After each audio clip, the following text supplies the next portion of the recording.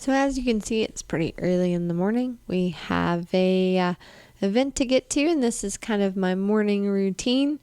We've got my Built Bars, which are pretty tasty, packed a banana, and then I also like these athletic greens.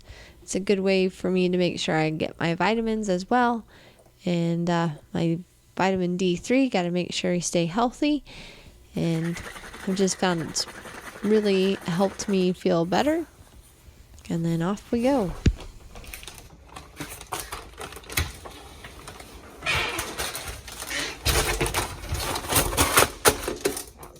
So here's a little run through of what's in my trailer. You can see all of our bridles and saddles.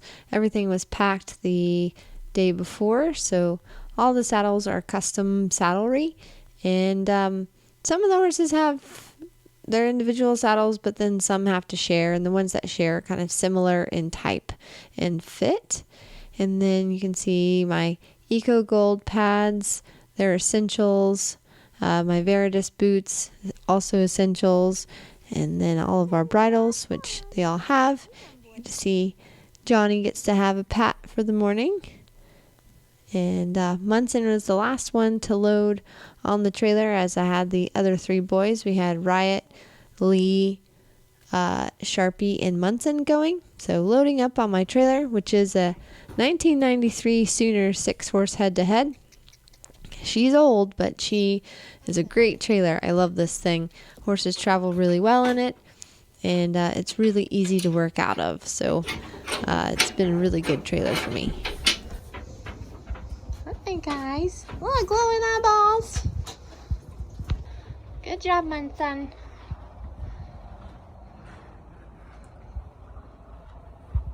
Okay, good boys. Then you get to see a little cameo of Johnny. He gets to stay home, hold down the fort, and give him a little smile and some cookies. And off we go. Horses are going to get electric fence.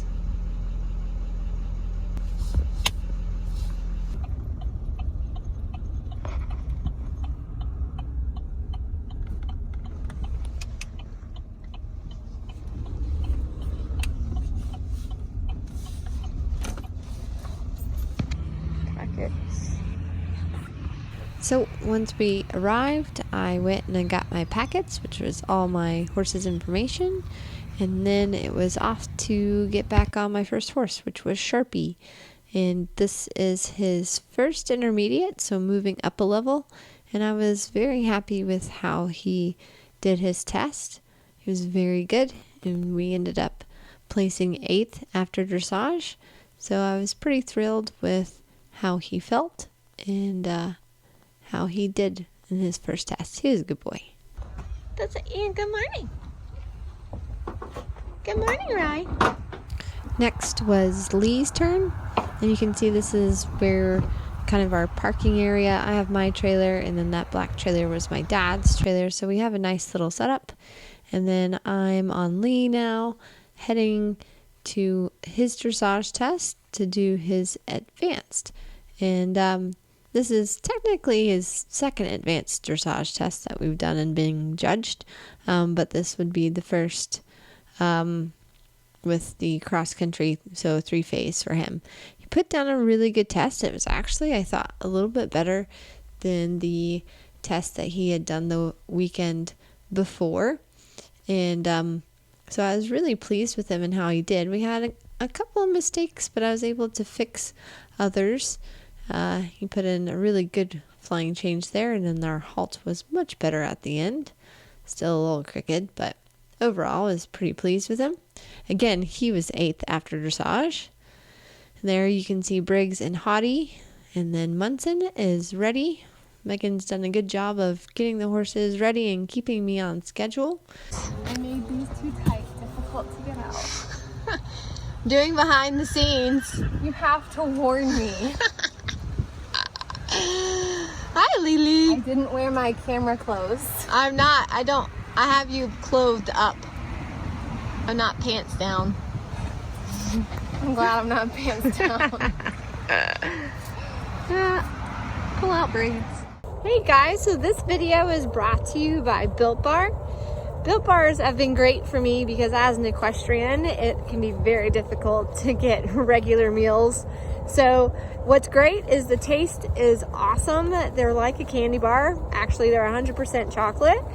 And they're also guilt-free with very low in sugar. They don't have caffeine, but they have natural energy boosters of B6 and B12. They're gluten-free for any of you that have some issues with gluten. High protein, the bars run around 17 to 19 grams of protein, which is awesome because it can really give you that pick-you-up that you need during the day. These have a really nice texture and they have a ton of variety of flavors. So carrot cake, banana bread, chocolate brownie, mint brownie. It's a rainbow of tastes. So far, my favorite flavor has been chocolate raspberry. I'm curious to know what you guys' favorite flavors are, so let me know in the comments below. Then it was time to hop back on Munson, and this event was a 2-day, so it was a little bit more relaxed than the 1 days that I've done in the past. But you'll get to see kind of the parking lot. And then it was Munson's turn to go in the dressage ring. And again, he had moved up to intermediate at this event. So he put in another nice solid test. And again, I was really consistent this weekend where I was 8th with literally all 4 horses after dressage, which was pretty funny. So good. I was really pleased with the horses, put in a good test. And then I had to hop on Sharpie for the show jump. And Sharpie ended up having 3 rails in the show jump. So it was up a level, but it was really unfortunate because he was really trying to jump well for me. He just got a little nervous where he saw those 2 rails. And then he caught the last rail of our very last combination. But overall, I was really pleased with how he had done. And then I had to do a quick change back onto Riot for the final dressage test of the day. And Riot, of course, put in a good test. We had a couple of bobbles here or there because while this was the intermediate test and he had done the advanced test, he was kind of anticipating some of the advanced things, which is fairly common. So he got a little sticky in his canter walks, just a couple of minor things, but overall it was pretty good. And he scored a 30, which in all realms of things is still a good score, but for Riot, that's a little bit on the high side for him. And again, finished 8th in a fairly large division after dressage. So then after his dressage, I had to hop right back on Munson and go and do his show jump. And again, I'm pretty consistent in having kind of similar rails as I did to Sharps. But again, he had 4 rails down, but I was really pleased with Munson. He really is starting to jump up and around the fences, and he's getting a lot more confident. And while the result maybe wasn't the best, I was still really pleased with his performance per se. So he's coming along, and I was happy with how he felt. And then I had to get on Riot. And Riot thought this was just a walk in the park. He was a little bit on the fresh side, but he put in a really good round, jumped double clear, and you can see it's just super easy for him. He just jumps right out of stride, and he's such a fun horse to ride. So really good. Was super pleased with him. He moved up to 5th place after his dressage. And here's a little glimpse for you of the cross-country jumps. This is a combination on the advanced course. And then you can see we actually jumped that trickaner, and then we head to these set of corners, which these are numbered independently. So that means you can actually jump the first one and do a circle and then jump the second one. When it is labeled an A, B, you can't do a circle. That would be a stop. So as you can see, they're numbered and they're colored, and then the flags, the red flag on the right and the white flag on the left, it's kind of directional, so we know always which way we're jumping the jumps. And each level has the set of colors, so you know it, and you go and you walk your course previous before you go out on course so you know where you're going. It does take some memorizing and you have to do some mental work, but that is kind of how we know where to go. And you'll see here I'm kind of walking off this line and counting my strides. And in this line it could be in a direct 4 or a bending 5. And you see this is a question that is asking accuracy and boldness of the horses.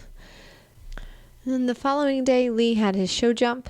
He had an uncharacteristic number of rails, so I decided not to run him cross country and make sure he checked out okay. He just had a bit of an off day and everything was fine, but I wanted to do what was best for him. So no cross country for Lee today.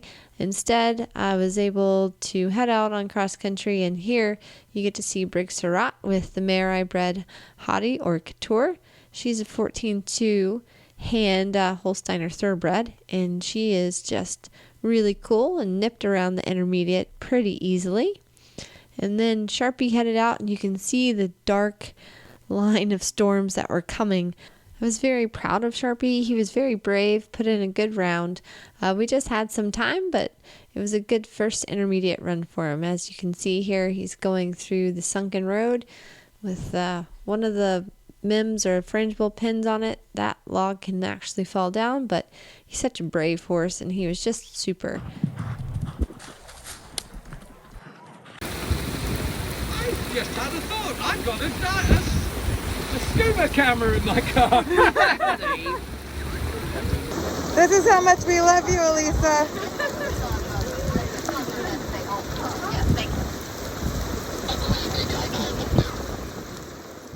There did end up being a hold because of lightning, but then after that, Munson was first on course, and he was just super on this wet, rainy day. He actually just ate it up and had one of our best cross-country rounds we've ever had. And literally, it was just pouring down. And sometimes it can be hard to see when it's raining that hard, but Munson was super. Last but not least was Riot, and you can see here him jumping the slow-mo over a frangible table. So that table is actually built to where if a horse hits it with enough force, it would fall down. Riot had a pretty good round. We had to knock off some rust. We did end up getting a 20 on a corner combination, but I was pleased with how he felt. We're still just figuring it back out and getting back in the swing of things. And here you can see him going into the sunken road.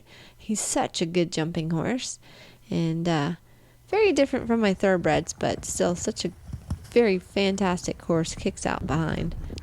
So maybe not my best results this past weekend, but overall I was pleased with our outings for the most part, and got to do some homework when I get home.